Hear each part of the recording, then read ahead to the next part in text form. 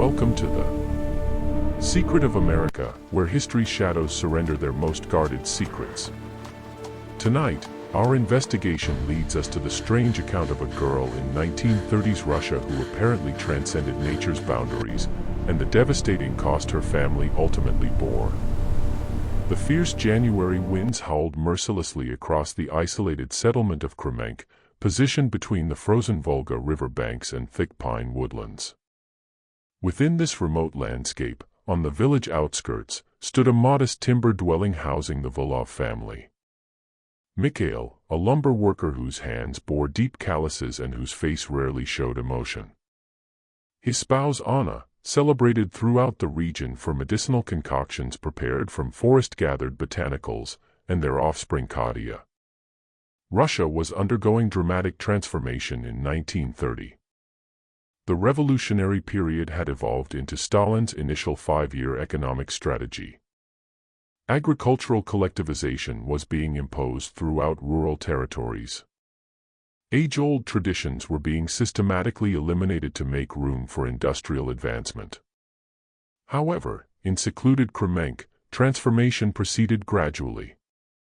Villagers preserved ancient superstitions, murmuring about woodland apparitions and domestic spirits whenever party representatives weren't present. Katya Vulova entered the world during the winter solstice of 1920, on a night when the northern lights draped the sky in spectacular green and violet ribbons, an extraordinary phenomenon at this latitude. The birth attendant, elderly Baba Zoya, traced the cross symbol upon first grasping the infant, observing that the newborn hadn't wailed when emerging, but had instead fixed intense attention on the luminous display visible through the dwelling's windowpane. "This one is unusual," Baba Zoya had murmured to Anna. "Arriving during the extended darkness, when dimensions draw close. Maintain close observation." Throughout her earliest years, Katya resembled typical youngsters, inquisitive, playful, readily amused. Possessing expansive gray eyes and tresses resembling autumn grain fields, she possessed striking beauty that attracted notice, even within a community where attractiveness wasn't uncommon. By age 5, she could replicate folk narratives flawlessly after encountering them once. This gift brought joy to elderly community members who welcomed her into their dwellings for refreshments and storytelling. However, when her 7th birthday approached, Mikhail and Anna began detecting peculiar patterns. Whereas other youngsters increased in stature, shed primary teeth, progressed predictably, Katya continued unchanged. Her countenance preserved its flawless circular shape, her baby teeth remained firmly rooted, her height stayed constant. Initially, they considered this a developmental lag. Perhaps a sudden growth spurt would manifest later, allowing her to overtake peers through dramatic transformation. By her 8th birthday, with no developments occurring, Anna transported Katya to the regional physician in Volgograd, requiring a full day's horse-cart journey. "Children mature at varying tempos," the physician remarked following examination. "Maybe she's naturally petite. Rural nutrition has declined since revolutionary times. Provide additional dairy, eggs if obtainable." Mikhail exchanged his woodworking abilities for supplemental nourishment, guaranteeing Katya received optimal nutrition despite challenging circumstances. Still, her appearance persisted unchanged, eternally appearing 7 years old. By 1930, when our narrative properly commences, Katya had existed for 10 calendar years, though appearing 3 years younger. This inconsistency was becoming increasingly undeniable, particularly within a close-knit community where everyone monitored everyone else's affairs. Former playmates now significantly exceeded her height. Their treatment toward her shifted, some displaying curiosity, others exhibiting typical childhood cruelty toward those who deviate from expected patterns. One February afternoon, Mikhail returned from logging operations to discover Anna seated alone at their dining table, hands encircling a cooled tea mug, gaze unfocused. "Where's Katya?" he inquired, suspending his thick coat on the entrance hook. "With Baba Zoya," Anna responded, her tone flat. I required solitude for reflection. Mikhail positioned himself across from his spouse, clasping her hands. Despite holding tea, they remained chilled. Something occurred, he declared rather than questioned. Anna nodded, finally meeting his gaze. I was repairing her winter garment, the embroidered blue one. I noticed absolutely no deterioration. Not a single loose thread, no color fading, no usage evidence. Yet she's worn it each Sunday for 3 years. Youngsters preserve their finest attire carefully, Mikhail proposed, though doubt colored his words. No, Misha. I observed her today. While assisting with potato peeling, she cut her finger. A substantial wound that should have produced significant bleeding. Anna's tone diminished to a whisper. The injury sealed before my eyes. Within minutes, absolutely no evidence remained. Mikhail frowned, his weathered features creasing further. You must have misperceived. Perhaps the wound wasn't as severe as you believed. I recognize what I witnessed, Anna insisted, withdrawing her hands. And this isn't isolated. Last autumn when she tumbled from the apple tree, badly scraping both knees. Remember her rapid healing? No marks whatsoever. Additionally, have you noticed her complete absence of illness? Never once. Not even when half the community suffered influenza last winter. Mikhail rose abruptly, pacing their compact kitchen. These represent gifts, not causes for alarm.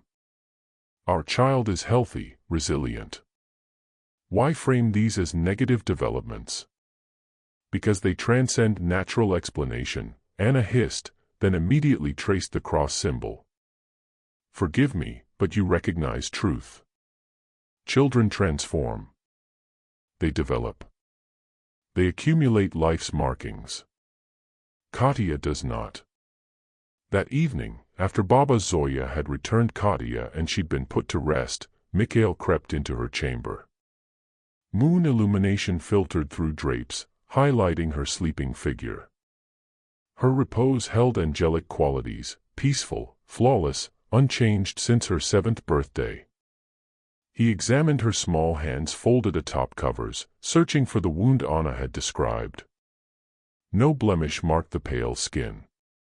Mikhail returned to the sleeping space he shared with Anna, discovering her still awake, staring upward. We'll transport her to Moscow, he determined. Superior physicians exist there. Contemporary medicine. They'll elucidate what's occurring. Party officials barely permit villagers to visit regional centers, let alone Moscow, Anna responded. Additionally, such travel exceeds our means. I'll arrange something, Mikhail insisted. I'll consult Comrade Leonov tomorrow. His sibling works with railways. Perhaps assistance is possible. However, as February transitioned toward March and winter's hold started releasing, arranging Moscow travel proved practically impossible. Soviet authorities distrusted peasants seeking to depart designated regions, particularly during essential planting periods. Comrade Leonov, the local party representative, had ridiculed Mikhail's request. Moscow. What business does a timber worker have in Moscow? The capital serves important party matters, not peasants with ill offspring. Utilize the district medical facility like everyone else. Meanwhile, peculiar incidents surrounding Katya multiplied. The family's feline, formerly affectionate toward everyone, started hissing and arching whenever the girl entered a space. Cellar-stored milk unexpectedly soured overnight following Katya being sent to retrieve some. A mirror fractured when she regarded her reflection too long. Minor occurrences individually explainable, yet collectively they generated an atmosphere of disquiet permeating the Volov household. By April, community members had also started noticing. When Katya attended the single-room schoolhouse where all ages received basic education and Soviet principles from a young Leningrad transplant, fellow students maintained careful distance. Not from cruelty, but instinct. Like wildlife sensing a predator nearby, they kept space between themselves and her without articulating why. The instructor, Comrade Sokolova, summoned Anna after classes concluded one afternoon. "Your daughter demonstrates exceptional intelligence," she said, adjusting her wire-rimmed spectacles. "Her compositions exceed expectations for her age bracket. However, I'm concerned regarding social development. Other children exclude her from activities." "She's always been different," Anna replied carefully. "More contemplative, more introspective than most." "It extends beyond that," Sokolova insisted. "Yesterday, during our biology lesson on human development, Katia raised her hand and asserted quite firmly that not everyone requires growth, that certain individuals are intended to remain perpetually unchanged." The instructor lowered her voice. When I corrected her, explaining that all living things must transform and ultimately expire, she smiled in a manner that chilled my blood. "Not everyone," she reiterated. That night, Anna confronted Katia as she sat windowside, watching stars emerge in the twilight sky. "Your instructor spoke with me today," she began, settling beside her daughter on the wooden bench.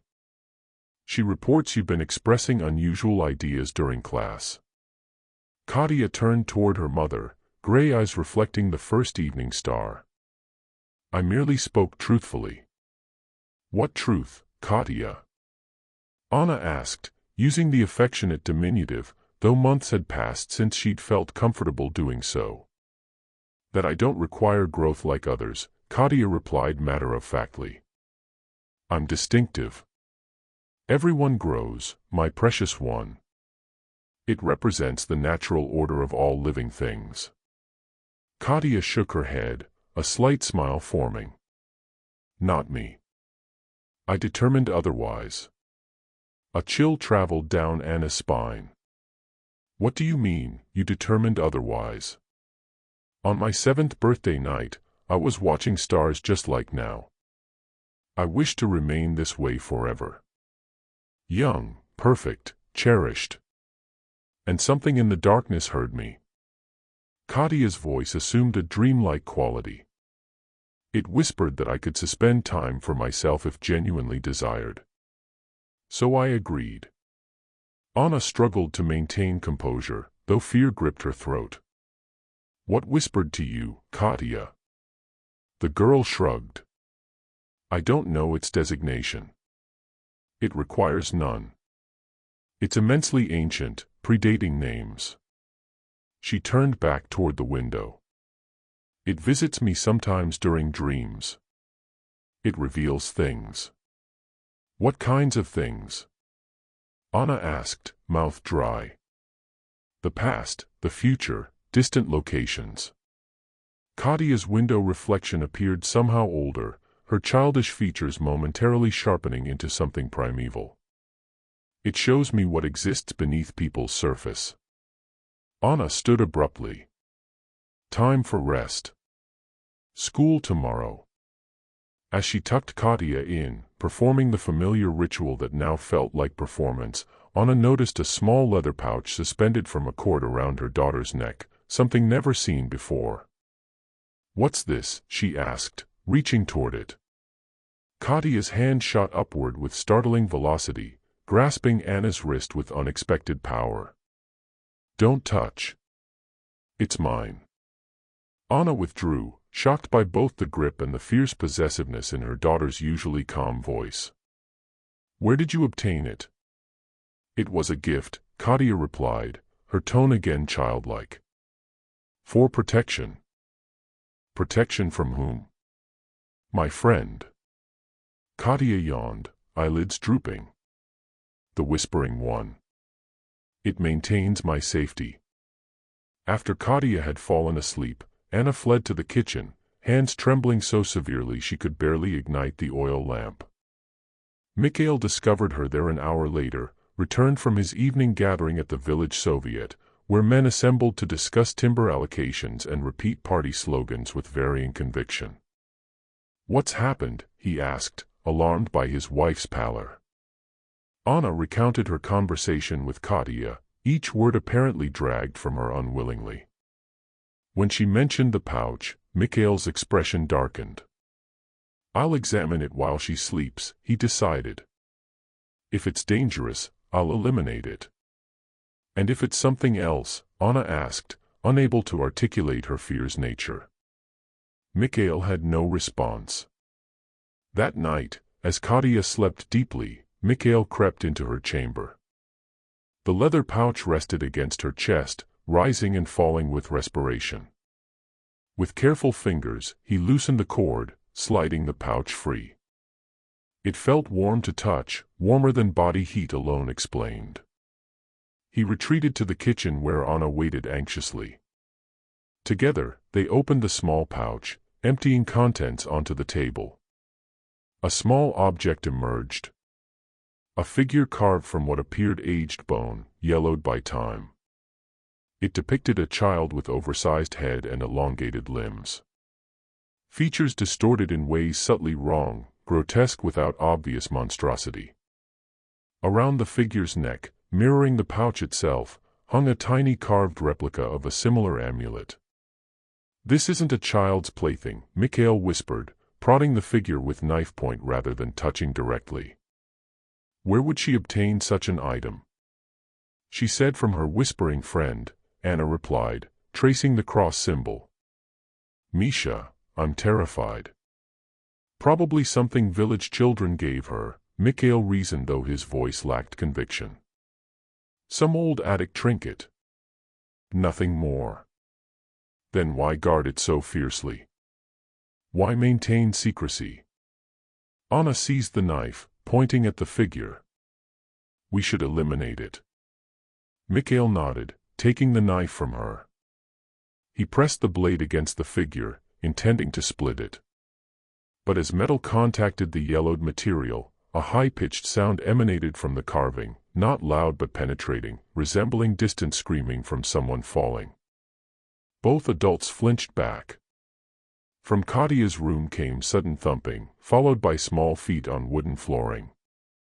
"She's awake," Anna gasped, hastily scooping the figure back into its pouch. But before they could conceal investigation evidence, Katia appeared in the doorway. She wore her nightgown, wheat-colored hair loose around her shoulders. In dim lamplight, her eyes appeared entirely black, gray irises swallowed by dilated pupils. "That's mine," she said, voice oddly flat. "You lack permission to take it." "Katia," Mikhail began, rising. "We were concerned." "Return it." The shout erupting from the child resembled nothing like her normal voice. Deeper, layered with harmonics that made the oil lamp flicker and windows vibrate in their frames. Anna gasped, dropping the pouch on the table. Katia darted forward, snatching it and clutching it to her chest. As her fingers closed around the leather, her posture changed, rigid tension leaving her small body, eyes gradually returning to normal. "It protects me," she said, now sounding like herself. "You don't understand." "Protects you from what, Katia?" Mikhail asked, struggling to maintain steady voice. "From time," she replied simply. "From aging and deteriorating and expiring like everyone else." She looked between her parents, sudden sadness crossing her features. "Like you will." Anna stifled a sob behind her hand. Mikhail knelt before his daughter, forcing himself to meet her gaze directly. "Katia, this isn't right. Whatever this object represents, whatever arrangement you believe you've made, it cannot be beneficial. Please permit us to assist you." For a moment, something resembling doubt flickered in Katia's eyes. A glimpse of the normal child she had once been. Then her expression hardened, assuming maturity that seemed grotesque on her 7-year-old features. "You cannot assist me," she stated. "No one can. This represents what I've become." She turned, walking back to her bedroom with measured steps belonging to someone much older. Don't touch my possessions again. Following that night, suffocating tension descended upon the Volov household. Katya continued her routine, attending school, assisting with chores, behaving mostly like an ordinary child. But moments of wrongness increased. Mikhail and Anna would discover her staring at them while they slept. Objects would relocate between rooms without explanation. The pouch never left her neck. Most disturbing were changes in Katya's knowledge and capabilities. She began speaking languages never taught her. German fragments, Latin phrases, words from tongues neither parent recognized. Her school compositions contained references to historical events and scientific concepts far beyond rural Soviet curriculum. When questioned how she knew these things, she would merely smile and say, "My friend reveals them." By May, Anna had taken to sleeping with a small Virgin Mary icon concealed beneath her pillow, a dangerous possession in militantly atheist Soviet Union. Mikhail, though he had publicly embraced communist ideology as required, began visiting the old church on Forest's Edge, abandoned since revolution but still standing. There, among dusty pews and faded saint paintings, he would sit silently, seeking answers in a faith he'd been forced to discard. During one such visit, he encountered Father Kirill, a priest supposedly fled to Ukraine years ago when Bolsheviks began executing clergy. The elderly man emerged from altar shadows, his black cassock dusty, beard streaked with gray. "I wondered when someone would come seeking assistance," the priest said, settling beside Mikhail on worn wooden pews. "The village discusses your daughter." Mikhail stiffened. "What do they say?" "That she doesn't age. That animals fear her. That unusual lights have been observed around your dwelling at night." Father Kirill's weary eyes fixed on Mikhail's face. "These aren't new narratives, Mikhail Volov. They've been recounted before in different eras, different locations. What are you suggesting? That your daughter isn't the first child to negotiate with forces beyond our comprehension." The priest withdrew a small leather-bound book from within his cassock. During the 17th century, a girl near Arkhangelsk ceased aging at 9. In 1803, an infant in Siberia remained a baby for 60 years before vanishing during winter storms. In 1889, twins in Poland maintained 5-year-old appearances well into their 20s until their parents. The priest trailed off, turning pages. "Until their parents what?" Mikhail demanded. Father Kirill closed the book. "They did what they considered necessary to liberate their children's souls." The implication hovered between them, unspoken but unmistakable. "I would never harm my daughter," Mikhail said firmly, standing. "Whatever's happening, we'll discover alternative solutions." "There may be no alternatives," the priest replied. "What now inhabits your daughter, what she invited inside, won't depart willingly. With each passing day, less of your true child remains." "You're mistaken," Mikhail insisted. "Katya still exists there. I observe her occasionally behind her eyes, frightened, confused."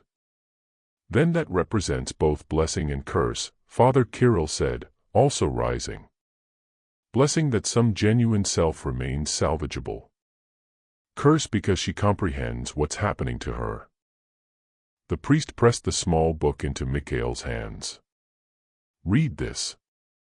It contains accounts of similar cases throughout history and methods employed to address them. Some successful. Others." He crossed himself. "Less so." Mikhail tucked the book inside his coat. "If Comrade Leonov discovers I've spoken with a priest." "I was never present," Father Kirill said with tired smile. "A ghost sharing tales of other ghosts. That's all." When Mikhail returned home, he discovered Anna seated at the kitchen table with Baba Zoya, the elderly midwife who had delivered Katya a decade earlier. Both women fell silent as he entered, exchanging glances laden with unspoken meaning. "Where's Katya?" he asked immediately. "At the river with other children," Anna replied. "Comrade Sokolova is teaching swimming." Mikhail doubted his daughter was genuinely participating. More likely she sat on the bank watching with those knowing eyes while maintaining careful distance. "Baba Zoya and I have been discussing," Anna continued, voice measured. "Regarding Katya." The elderly woman fixed Mikhail with penetrating stare from beneath heavy brows. "I should have recognized signs at her birth," she said, hands twisted like gnarled roots in her lap. "Silent arrival, eyes too aware. Born when dimensions were thinnest." Under normal circumstances, Mikhail would have dismissed such talk as superstition, dangerous superstition in Soviet Russia where scientific materialism represented the only acceptable worldview. But normal had fled their lives months ago. "What does it signify?" he asked, sinking into a chair. "She carries an ancient one within her," Baba Zoya stated flatly. "A spirit from before times when forests were vast and humans scarce. They envy our warm blood, our capacity to change and develop, to live fully and expire completely." "How could such a thing happen to a child?" Mikhail demanded. "Katya was innocent." "Good.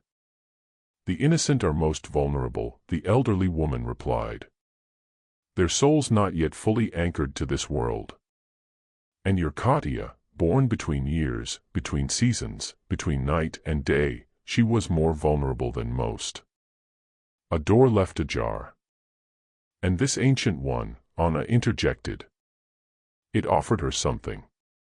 "Eternal childhood." Baba Zoya nodded. "A common lore. Children fear maturing, assuming responsibilities, eventually facing death. The ancient ones recognize this fear and exploit it." She leaned forward, lowering her voice though no one else was present. "But the bargain is false.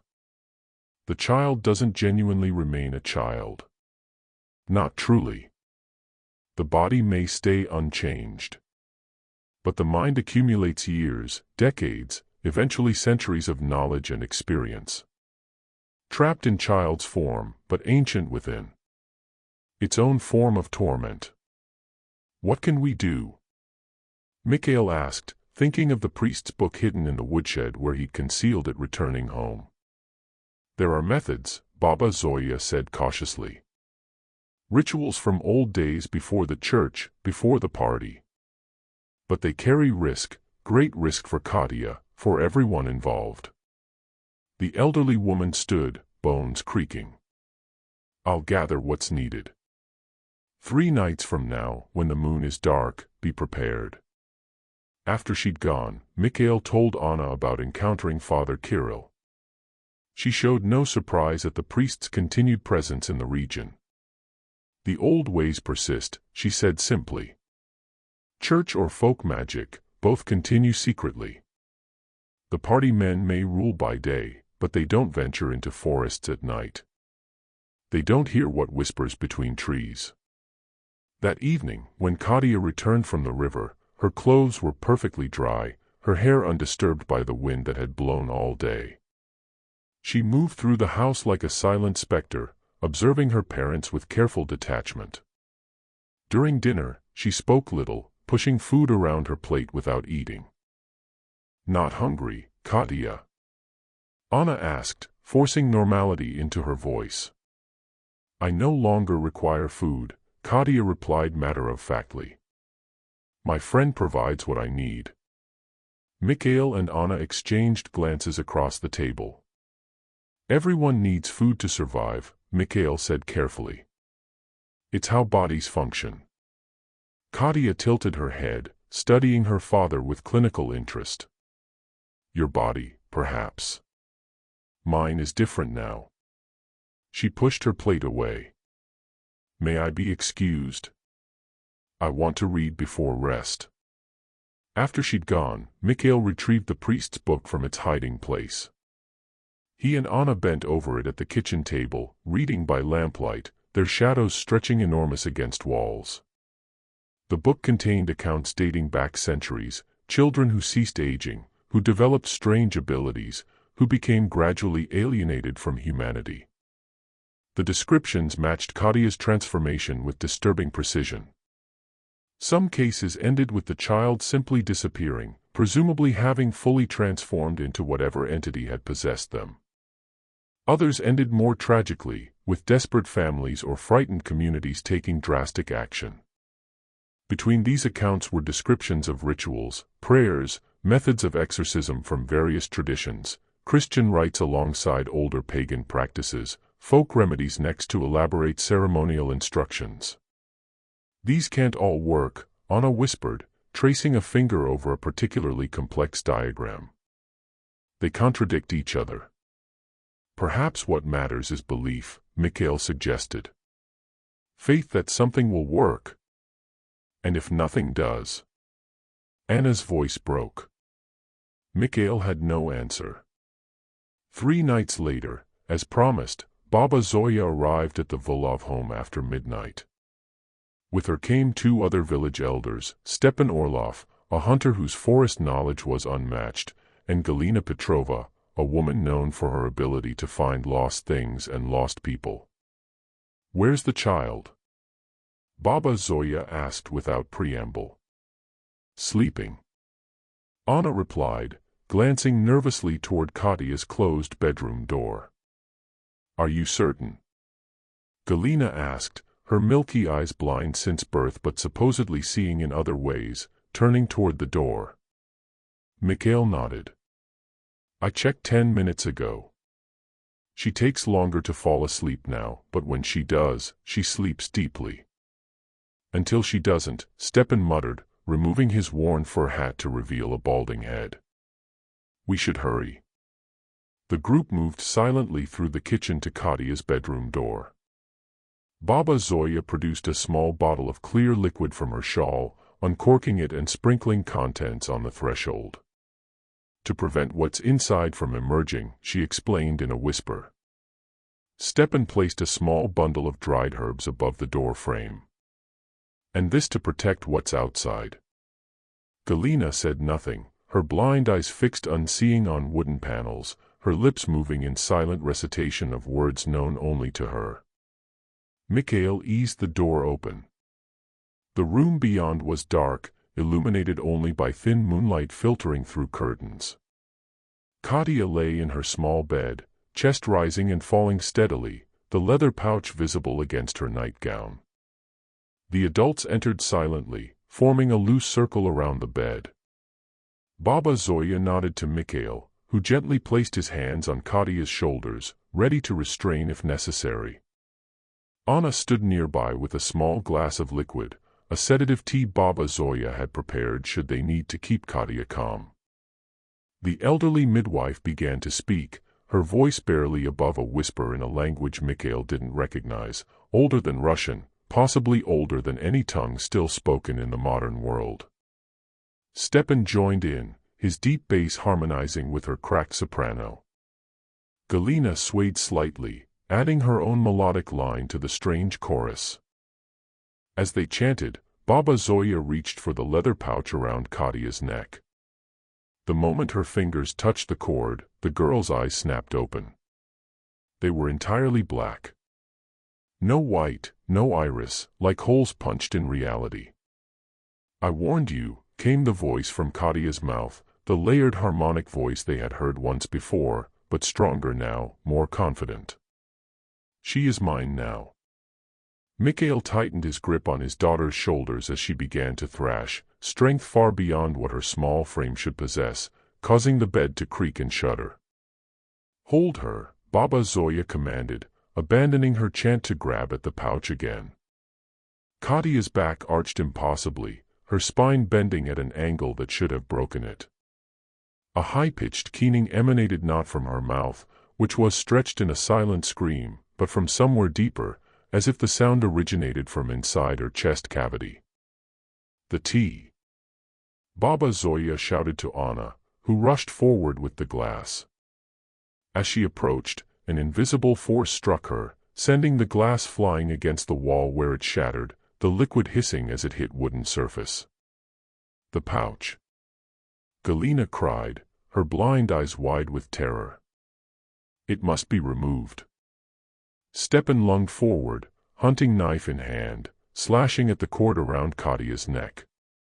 The leather parted, the pouch falling onto the blanket. Instantly, Katia went rigid, then limp. The blackness receded from her eyes, revealing normal gray irises wide with confusion and fear. "Mama," she whispered, her voice her own again. "Papa, what's happening?"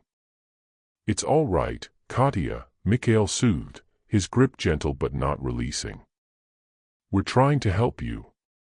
Baba Zoya snatched up the pouch, holding it away from the bed.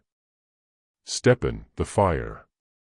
The hunter nodded, taking the pouch and retreating from the room toward the kitchen stove, which had been stoked to full heat in preparation. "No." Katia suddenly screamed, struggling against her father's hands. "Don't. You don't understand. It will be angry." "What will be angry, child?" Galina asked, moving closer to the bed, her blind eyes somehow finding and holding Katia's gaze. "The one who whispers. The one who keeps me safe." Tears streamed down Katia's face. "It promised I would never have to grow old, never get sick, never die. It said it would protect me forever." "And what did it ask in return?" Galina pressed. Katia's struggle subsided, her expression becoming uncertain. Just a place to stay inside me. It said we would share." "And have you been sharing truly?" Galina's voice was gentle. "Or has it been taking more and more of you, leaving less of Katia behind?" The girl's face crumpled. I don't know anymore. Sometimes I can't remember who I am. Sometimes I watch myself doing things, saying things, but it's not me deciding." From the kitchen came the sound of the stove door clanging open, followed by Stepan's voice raised in a prayer or incantation. His words indistinct, but the cadence unmistakable. Katia stiffened again, her eyes widening in terror. "No, stop him. If he destroys it." Her words cut off as her body convulsed, back arching again at that impossible angle. From her open mouth emerged not a scream but a plume of dark smoke, writhing like a living thing as it coalesced above the bed. The temperature in the room plummeted, frost crystallizing on windows despite May warmth outside. The smoke shape twisted, forming something vaguely humanoid but wrong. Limbs too long, head misshapen, features suggested rather than defined. "Ancient One, depart," Baba Zoya commanded, flinging a handful of some powder into the apparition. "You have no claim here." The smoke shape shuddered, emitting that same high-pitched keening they had heard before. It lunged toward Katia, who lay limp in her father's grasp, eyes rolled back showing only whites. Galina stepped between them, arms outstretched. "By earth that bears us. By air we breathe. By water that flows in our veins. By fire that warms our hearts. You are denied this child." The smoke recoiled, then surged forward again with greater force, enveloping Galina completely. The blind woman screamed once, a sound of pure agony, before crumpling to the floor. From the kitchen came a cry of triumph from Stepan, followed by a roaring sound as something caught fire with unusual intensity. The smoke shape above the bed contorted violently, stretching toward the door as if being pulled. A soundless howl seemed to emanate from it, felt rather than heard, vibrating in bones of everyone present. Then, with a final convulsion, it dissipated, not vanishing but rather seeming to tear apart, fragments dissolving into air like mist under strong sunlight. Silence fell, broken only by ragged breathing and soft crackle of fire in kitchen. Katia lay unconscious, her face peaceful for first time in months. Galina remained on floor, Baba Zoya kneeling beside her checking for signs of life. Is it gone? Anna asked, voice barely audible. For now, Baba Zoya replied without looking up. The anchor is destroyed. Its hold is broken. But such things don't truly die. They retreat. Wait. Look for new doorways. Will it return for Katia? Mikhail asked, still cradling his daughter's limp form. Perhaps. Perhaps not. The elderly woman sighed heavily. These ancient ones are patient. They think in centuries, not moments. But they also hold grudges. Stepan returned from kitchen, face ashen. It fought the fire. Flames turned green, then black. The bone figure screamed, a sound no object should make. He crossed himself, a gesture forbidden by Soviet doctrine but ingrained by centuries of tradition. It's ash now. Nothing but ash. Baba Zoya looked up from Galina's still form, expression grave. We've paid a price tonight. Galina has crossed over. The Ancient One took her instead of the child. Mikhail and Anna bowed heads in grief and gratitude for sacrifice. Stepan muttered a prayer while Baba Zoya closed Galina's sightless eyes with gentle fingers. What do we do now?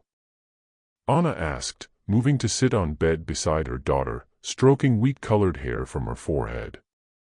You leave, Baba Zoya said firmly. Tonight if possible, tomorrow at latest. Go far from this place. Change your names.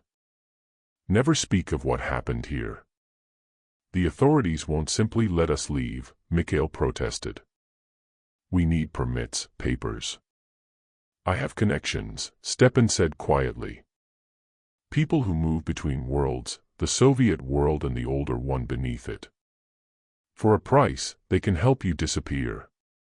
We have little money, Anna began. Not that kind of price, the hunter interrupted. A promise. That you will watch over your daughter. That you will teach her to recognize signs should the Ancient One or another like it come calling again. That you will pass this knowledge to her children and her children's children. Mikhail nodded solemnly. We promise. That night, as Baba Zoya and Stepan prepared Galina's body for secret forest burial, one never recorded in Soviet registries, the Vulovs packed what few possessions they could carry. Clothes, some food, family icon hidden inside a loaf of bread. Mikhail's tools wrapped in oilcloth. Katia remained unconscious until dawn, when she woke with a sharp gasp, sitting upright in bed as if pulled by strings. Katia. Anna approached cautiously. How do you feel? The girl looked around confused, then down at her own hands as if seeing them for first time. Empty, she whispered. Hollow inside. But myself again. Mikhail knelt beside bed. Do you remember what happened? Katia nodded slowly. Some of it. Like a dream that's fading. Her hand went to her throat, finding pouch gone. It's really over. Yes, Mikhail assured her, though a flicker of doubt remained in his heart. We're leaving Kremenk today. Going somewhere new, somewhere safe. Will it find me again? Katia asked, fear evident in her voice. Not if we're careful, Anna said, sitting beside her daughter and gathering her into an embrace. Not if we remember what happened and stay vigilant. As first light of dawn brightened eastern sky, the Volov family slipped away from their home of many years. Stepan met them at forest edge, leading them along hidden paths known only to hunters and those who lived on margins of Soviet society. 3 days later they boarded a freight train bound for east, hidden among crates of machinery destined for new industrial cities being built in Urals. Their papers, procured through channels best left unexamined, identified them as the Solov family. Workers volunteering for 5-year plans, ambitious projects. Over following weeks, as they traveled further from Kremenk, a subtle change began in Katia. One morning, as they washed at a stream during a stop, Anna noticed a loose tooth in her daughter's mouth. First sign of normal childhood development in years. "Mama, look!" Katia exclaimed, wiggling the tooth with her tongue. "I'm growing again." Tears filled Anna's eyes as she embraced her daughter. Mikhail, watching from a few paces away, felt a knot of tension he'd carried for months finally begin to unravel. The Volov family, now the Solovs, eventually settled in Magnitogorsk, one of massive industrial complexes being constructed as showcases of Soviet achievement. There, amid chaos of a city being built from nothing, they blended with thousands of other workers and their families. Katia grew normally from that point forward, shooting up several inches in first year, losing baby teeth, gaining adult ones. By 1935, she had become a teenager, indistinguishable from peers except for a certain weariness in eyes, a certain caution in forming friendships. But at night, sometimes Mikhail or Anna would find her staring out window of their cramped apartment, watching stars with intensity that reminded them of darker times. On those occasions, one parent would gently lead her back to bed, reminding her of promise they had all made to remember, to stay vigilant, to recognize whispers of ancient things that envied human life. And sometimes when night was particularly dark and stars particularly bright, Katia would admit in whispers that she could still feel it out there searching, not just for her, but for any child with a door left ajar between worlds. "But I'm closing my door," she would say, her voice growing stronger with each passing year. "I'm locking it tight. And someday I'll teach others to do the same." In 1941, when Nazi Germany invaded Soviet Union, Katia was 21, a young woman working as nurse in Magnitogorsk Hospital. As city transformed its industrial capacity to support war effort, she volunteered for medical unit heading to front lines. Night before departure, she sat with aging parents in their kitchen, drinking tea in silence until Katia finally spoke. "It never stopped looking for me," she said quietly. "All these years, I've felt it searching. But it's grown weaker as I've grown stronger. Each day I age naturally. Each change my body undergoes diminishes its claim on me." "You don't have to go to front," Anna said, her once golden hair now streaked with gray. "There's danger enough here." "I'm not running from danger anymore," Katia replied, taking her mother's hand. "I'm running toward purpose. There will be children near front. Refugees, orphans, children made vulnerable by war and loss. The ancient ones will be drawn to them, offering false comfort, false promises. And you'll recognize the signs," Mikhail stated with pride. "You'll close doors before they can enter." Katia nodded. "That's my real war. Not against fascists, though I'll fight them too. But against what waits in spaces between. The patient hunters of innocence." When she left next morning, Katia carried in her pack a small book. Not Father Kirill's tome, which had been left behind in their flight from Kremenk, but one she had written herself over years.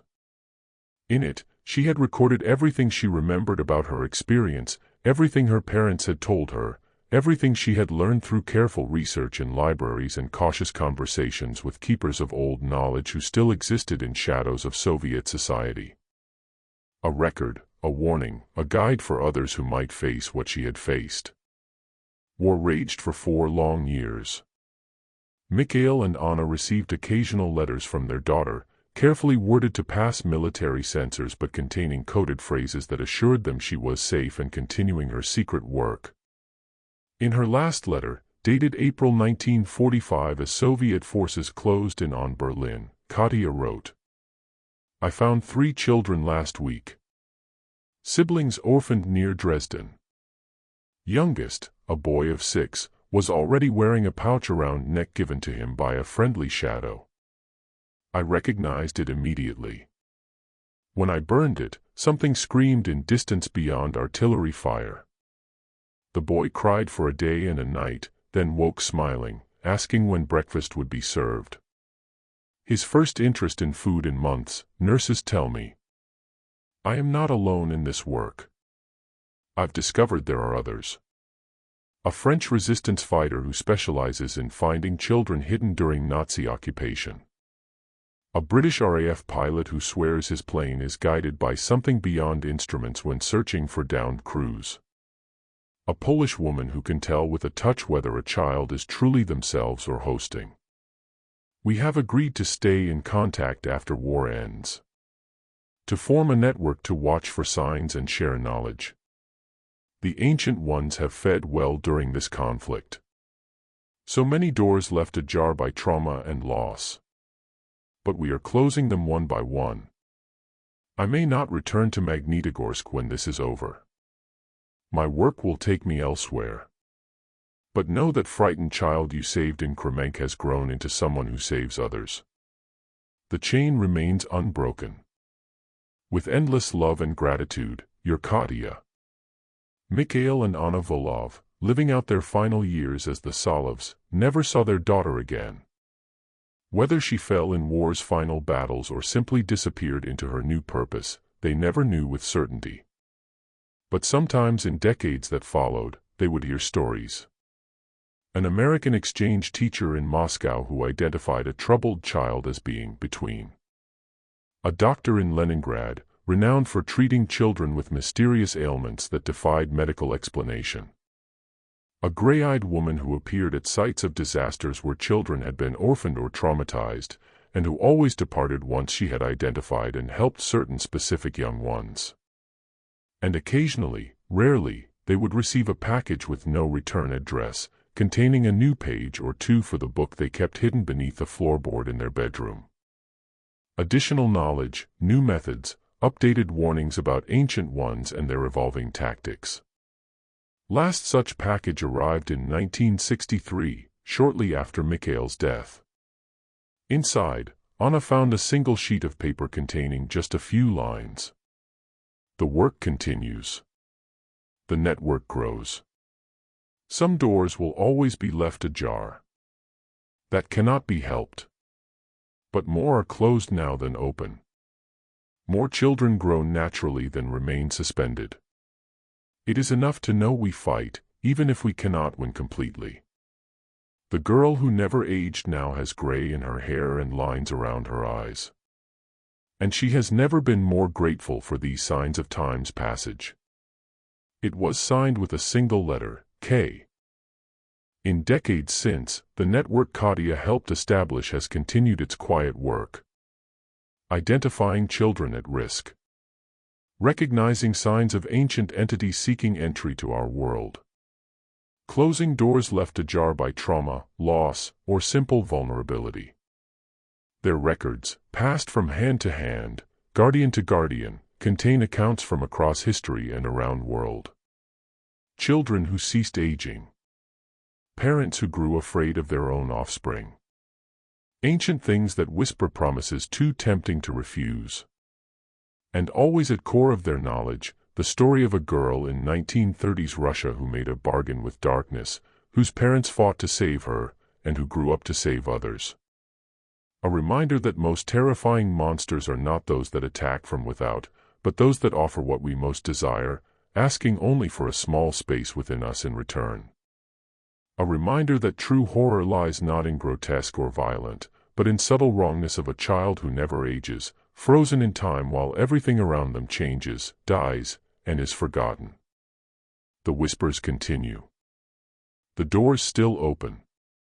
The network still watches. And somewhere, perhaps, a gray-eyed woman still works. Impossibly old now if natural laws apply to her, but perhaps sustained by other means, other bargains made with better entities than the one she escaped in childhood. Still closing doors, still saving children, still ensuring that natural order, birth, growth, age, and eventual peaceful death remains rightful path for human souls. For in that natural progression, terrible and beautiful as it is, lies our true humanity. Our triumph over ancient darkness that waits, patient and hungry, in the spaces between I and the decades that followed the war, as the Soviet Union transformed through Khrushchev's thaw and into the stagnation of the Brezhnev years, the network Katya had helped establish grew in ways she could never have anticipated. What had begun as a handful of scattered individuals, connected by handwritten letters and occasional meetings in bombed-out European cities, evolved into something far more organized. They called themselves simply the Watchers, though no official name ever appeared on any document that might fall into wrong hands. By 1968, Katya, now 48 years old though she appeared perhaps 35, found herself in Prague during the spring. The city breathed hope those months, with censorship lifting and artists emerging from decades of enforced silence. She had come following reports of a boy of 7 named Tomas, who had reportedly not aged since his mother's death during the 1956 Hungarian uprising. Refugees had carried the story across borders, whispers of a child who remained perpetually 7 while his father aged and grayed beside him. Katya found them in a modest apartment overlooking the Vltava River. The father, a clockmaker named Joseph, greeted her with suspicion that slowly gave way to desperate hope as she explained, carefully, obliquely, the nature of her work. "I thought he was simply slow to develop," Joseph said, his hands, those precise clockmaker's hands, trembling as he poured tea. "The doctors said malnutrition, trauma. They said to wait, to be patient. But I have watched him for 12 years now. 12 years, and he has not changed a single day since we fled Budapest." The boy sat in the corner, building a structure from wooden blocks with the intense concentration of a much younger child. His face held that peculiar smoothness Katya recognized immediately, the absence of life's small markings, the tiny scars and imperfections that accumulate on normal children. Around his neck, barely visible beneath his collar, hung a small leather pouch. That night, as the city hummed with the promise of freedom outside their windows, Katya explained to Joseph what must be done. She showed him the book she carried now, its pages swollen with decades of accumulated knowledge, new rituals learned from a shaman in the Siberian wilderness, prayers collected from a defrocked priest in Romania, observations from a woman in the Spanish mountains who could see the old ones when they drew near. "The pouch must be destroyed," she told him. "But not by you, and not here. The old one that attached itself to your son will resist. It may fight. It may try to take something else in exchange." She thought of Galina, of that sacrifice in a frozen Russian village nearly 40 years before. "You must be prepared for that possibility." Joseph's face hardened. "Take whatever it wants from me. I am an old man. My life is nearly spent anyway." "It may not want something from you," Katya said gently. "It may want someone else. A stranger. An innocent. That is their way. They take payment from whoever stands nearest." They performed the ritual 3 nights later, in the basement of Joseph's clock shop where the ticking of 100 timepieces filled the darkness with a sound like the heartbeat of time itself. Katya had learned over the years to adapt the ceremonies, to incorporate elements from the victim's own culture and beliefs. For Tomas, whose father repaired time, she built the ritual around clocks, around the measurement of moments, around the sacred nature of seconds passing. As she cut the pouch from Tomas's neck, the boy's eyes went black, just as Katya's own had done so many years before. The voice that emerged from his small mouth was ancient, layered, furious. "You," it hissed, recognizing her. "The escaped one. The unfinished one. You have no right." "I have every right," Katya replied, her voice steady though her heart hammered against her ribs. "I was you. I know what you are. And I know you can be defeated." She threw the pouch into a small iron stove they had prepared, its fire stoked to impossible heat. As flames consumed the carved figure within, the basement filled with that same keening wail she remembered from Kremenk, that sound of something ancient and evil being unmade. But this time, something different happened. The Old One, instead of reaching for Joseph or for Katia, reached for the clocks. 100 timepieces suddenly began spinning backward, their hands whirring counterclockwise, faster and faster until the sound became a deafening roar. The temperature plummeted. Frost crawled across the walls. And then, as suddenly as it had begun, it stopped. The clocks fell silent. The fire died in the stove. And Tomas, small Tomas, opened his eyes and asked, in a voice that was entirely his own, "Papa, why are we in the basement?" Joseph wept. Katia allowed herself a small smile, then bent to check on the pouch's remains. Nothing but ash. The Old One was gone, or at least banished. She had learned, over the decades, that they never truly died. They simply retreated, regrouped, waited for the next door to open. But Tomas would grow now. He would age and change and eventually die, as humans were meant to do. That was victory enough. The Soviet tanks rolled into Prague that August, crushing the spring beneath their treads. Katia, still in the city, helped Joseph and Tomas escape across the border into Austria, using connections the network had established for just such emergencies. She watched them disappear into the West, a clockmaker and his son who would finally have the chance to grow up. Then she turned east again. Her work was in the shadows, in the places where old things whispered and children were most vulnerable.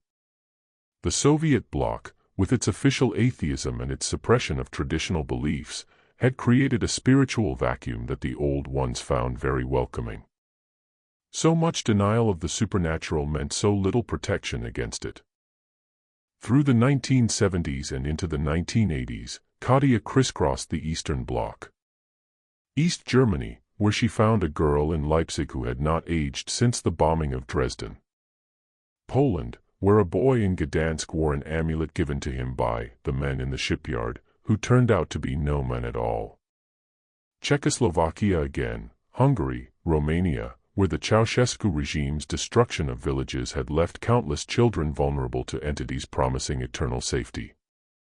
Each case was different, yet each followed the same essential pattern. A child traumatized by loss, by war, by the brutality of a system that cared nothing for individual suffering. An entity sensing that trauma, that open door. A whispered promise of escape from pain, from growth, from eventual death. A pouch, an amulet, a small object that served as anchor. And then the slow transformation, the child frozen while the ancient thing inside grew stronger. And each time, Katia performed the rituals she had learned, adapted, created over decades of this work. She destroyed the anchors. She banished the entities. She saved the children. And sometimes, not always, but sometimes, she lost someone in the process. A helpful priest in Krakow. A Roma woman outside Budapest who saw too clearly. A East German border guard who looked the other way once too often. She carried their memories with her, added their names to the book that grew ever thicker. They were the price. They were the payment the Old Ones exacted for every child freed. She had long ago stopped counting how many she had lost. The weight of it would have crushed her otherwise. In 1985, Mikhail Gorbachev came to power in the Soviet Union. Perestroika and glasnost began to loosen the iron grip of the state. For the network, this meant both opportunity and danger. Opportunity to move more freely, to share information more openly. Danger that the Old Ones, sensing the chaos of change, would find new doors opening. Katia, now 65 though she appeared perhaps 45, had long ago stopped wondering about her own aging. She had escaped the Old One's grip, but not without cost. She aged, yes, but slowly. Impossibly slowly. The doctors she had consulted, the few she trusted, could offer no explanation. Perhaps, she thought, having been so long outside time's normal flow, she could never fully re-enter it. Perhaps some residue of that ancient bargain remained, a shadow that would follow her until her eventual, far-distant death.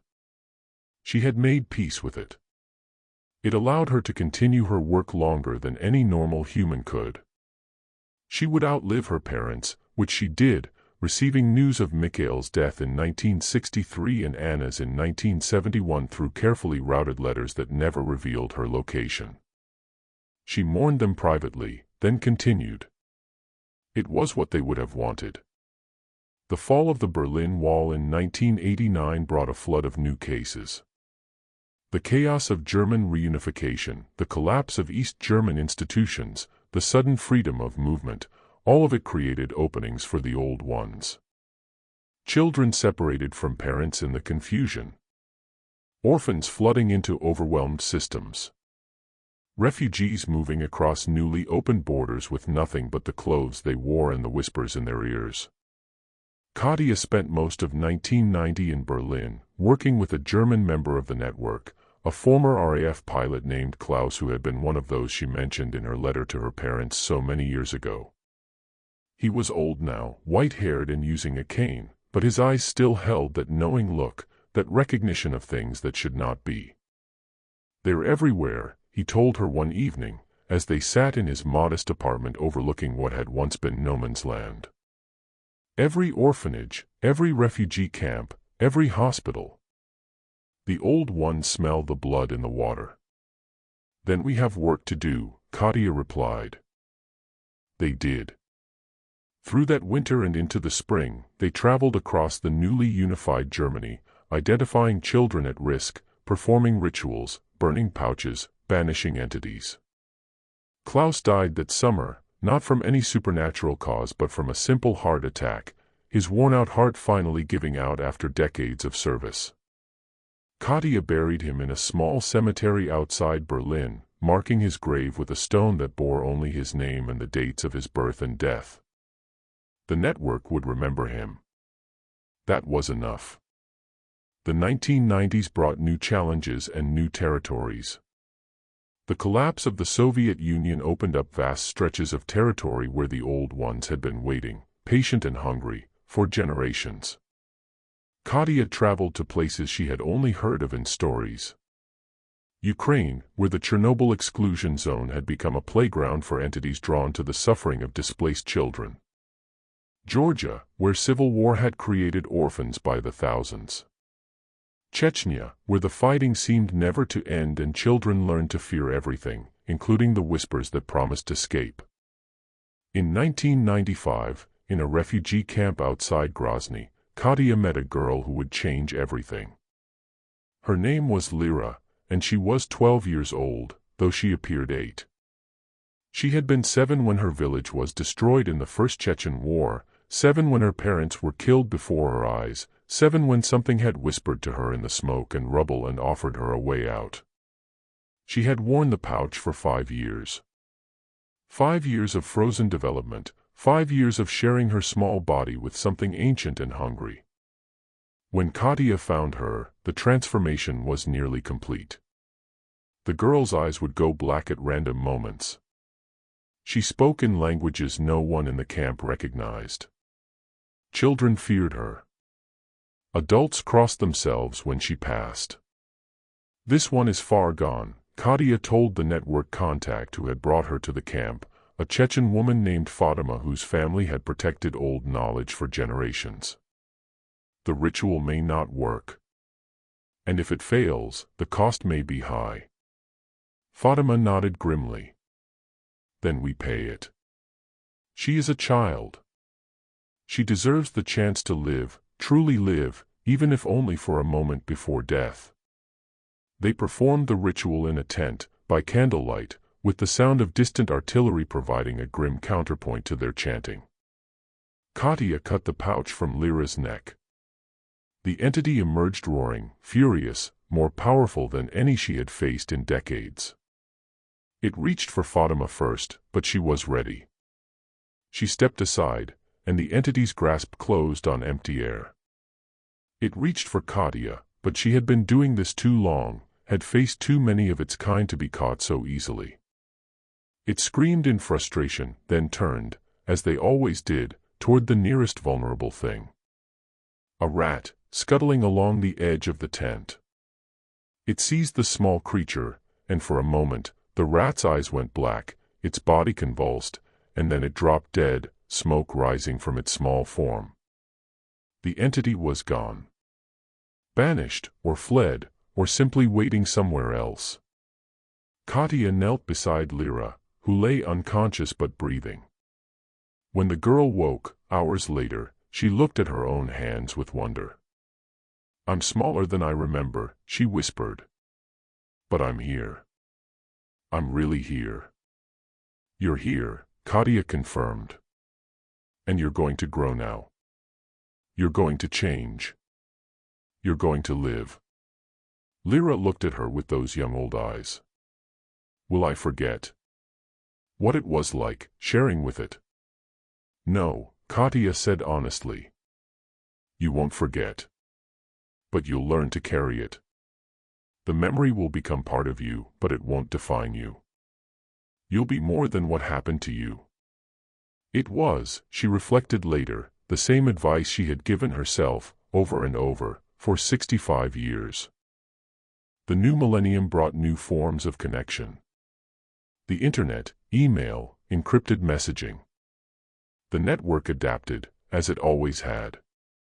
They created dead drops and coded communications, safe spaces in the digital world where they could share information about old ones and their methods. Katya, now 80 though she appeared 50, learned to use a computer, marveling at how quickly information could travel, how many children could be reached. But the old ones adapted too. They found new ways in through screens, through the isolation of children staring at glowing rectangles instead of playing in sunlight. They whispered through headphones, offered escape through endless scrolling, through virtual worlds where one could remain forever young, forever safe, forever unchanged. In 2010, Katya received a message that made her stop, made her sit down heavily in her small apartment in a city she had called home for only a few years. It was from a young woman in Germany, a psychologist who worked with troubled children. She had found, among her patient records, a name. Tomas. The clockmaker's son. The boy from Prague in 1968. He was 52 years old now. He had grown, as Katya had promised. He had married, had children, lived a normal life. But he had never forgotten. And now, one of his grandchildren was showing signs. A 7-year-old girl who had stopped growing after her mother's death in a car accident. Who wore a small leather pouch around her neck that she would not remove. Who spoke sometimes in a voice that was not her own. The psychologist's name was Anna. She had been trained, she wrote, by her grandfather Joseph, the clockmaker, who had told her stories of the gray-eyed woman who had saved him. She had dedicated her life to continuing that work. And now she needed help. Katya went to Germany. She met Anna, a serious young woman with her grandfather's precise hands and her grandmother's knowing eyes. She met the child, Gretchen, who looked at her with black-flecked gray eyes and hissed, "You." Again. "Me again," Katya agreed. "And I'm still winning."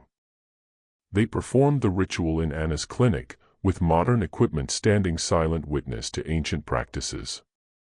The entity fought harder than any Katya had faced in years. It had grown clever, patient.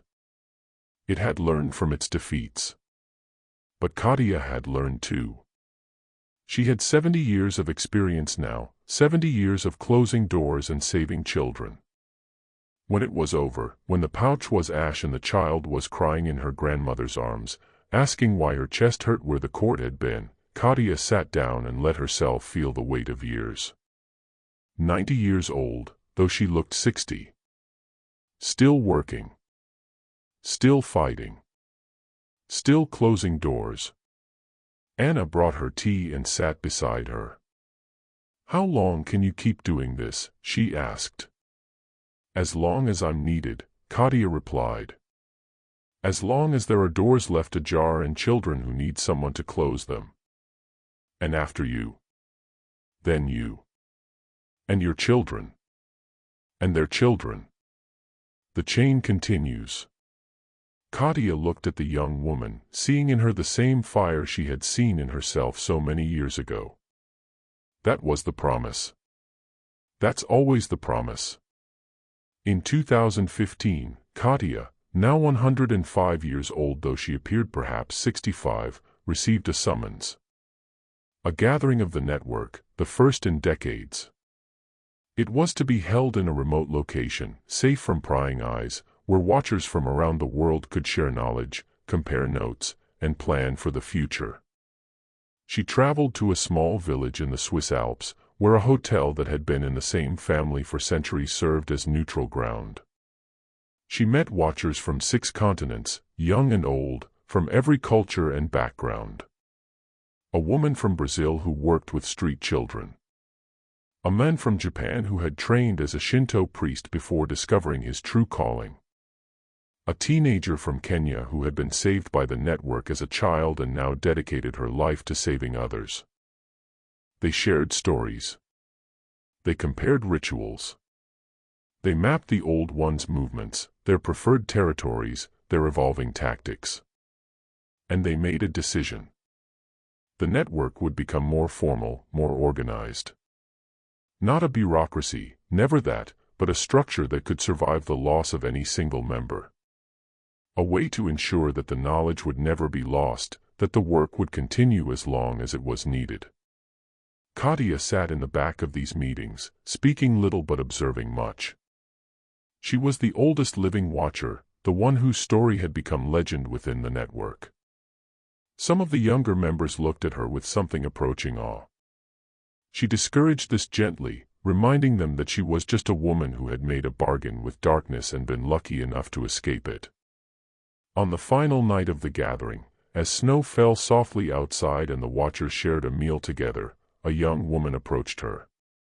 She was perhaps 25, with sharp eyes and a quiet manner. "I wanted to thank you," she said. "Personally. You saved my grandmother. In Prague, in 1968. Tomas. He was my grandfather." Katia looked at her, seeing in her face echoes of the clockmaker, echoes of the boy who had worn a pouch around his neck for 12 years. "How is your grandmother?" she asked. "She died last year," the young woman said. "At 83. She lived a full life. She had children and grandchildren. She grew old." Tears filled her eyes. "She grew old because of you." Katia reached out and took the young woman's hand. "No," she said. "She grew old because her father loved her enough to fight for her. Because people like your grandfather and like you continue the work. I just showed them the way. They walked it themselves." The young woman nodded, wiped her eyes, and returned to her seat. Katia sat alone for a while, watching the snow fall, thinking of all the children she had saved, all the doors she had closed, all the lives that had been lived fully because someone had been there to fight the ancient hunger. She thought of her parents, Mikhail and Anna, who had risked everything to save her. She thought of Galina, who had given her life so that Katia could live hers. She thought of Baba Zoya and Stepan, of Father Kirill and his forbidden book.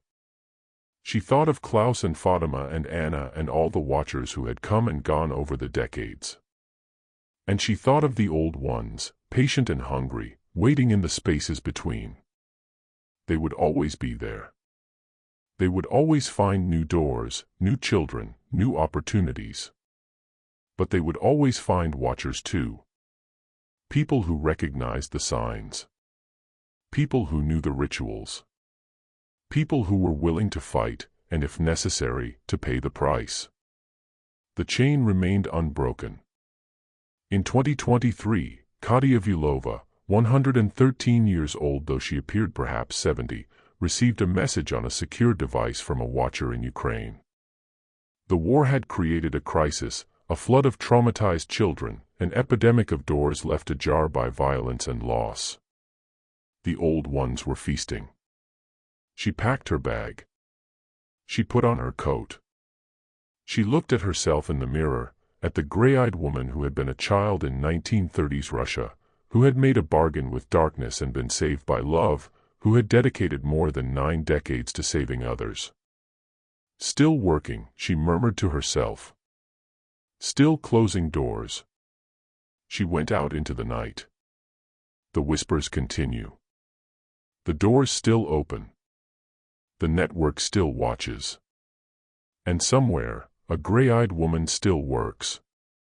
Impossibly old now, but sustained by purpose, by love, by the chain of sacrifice and hope that stretches back to a frozen village in 1930s Russia and forward into a future she will not live to see but has helped to shape. She is not the only one. There are others now, thousands of watchers across the globe, in every country, every culture, every community. They are teachers and doctors and social workers and ordinary parents who recognized something wrong in their own children and sought help. They are the saved who became saviors, the closed doors that became guardians. And the ancient ones, patient and hungry, wait in the spaces between. They have waited since before humanity existed, since before time itself had meaning. They will wait forever. But they will not win. Not completely.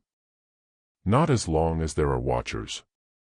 Not as long as there are parents willing to fight for their children. Not as long as there are children who grow old and die, living fully in the brief time they are given. For in that natural progression, terrible and beautiful as it is, lies our true humanity. Our triumph over the ancient darkness that waits, patient and hungry, in the spaces between.